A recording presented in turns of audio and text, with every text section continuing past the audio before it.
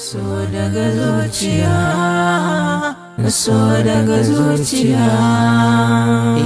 Na baki so ki karba, zan so ki min maraba. Dan Allah Abdul ka so ni ka barta. Wai ke mai ya ce? Ni mai ya ce a kanka. Ni ba ku daina sani a wannan abin naku dan ban hana ka so ta ba. Ke kika hana ya so na ai munafika. Ba ki da abin da zai so ki. Shi yasa yake so na. Daga zuciya, ya bi jiki yayi mamaya. Zi, ni fa ke nake so kuma ke nake kauna. Dan Allah ki rabu da ita. Ba ruwanki da duk abin da za ta ci. Ai baka san darajar so da kaunan ba. So daga zuciya, Ke da kika sani, shi yasa naga kina son masowa.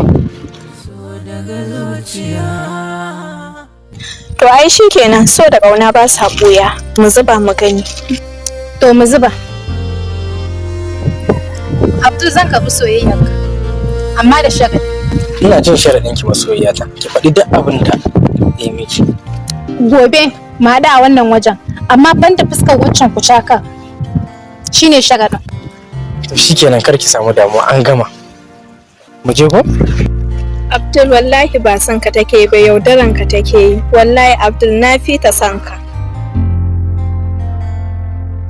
Ai ko zan baki mamaki. Ki fita daga rayuwata don girman Allah.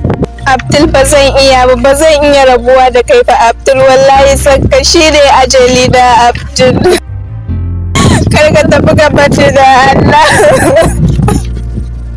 Wajen fitar so tsallake ta wane ɗan adam. Ani da shan ƙaunar ki ne a jikina tun filazal. Ya mi jiki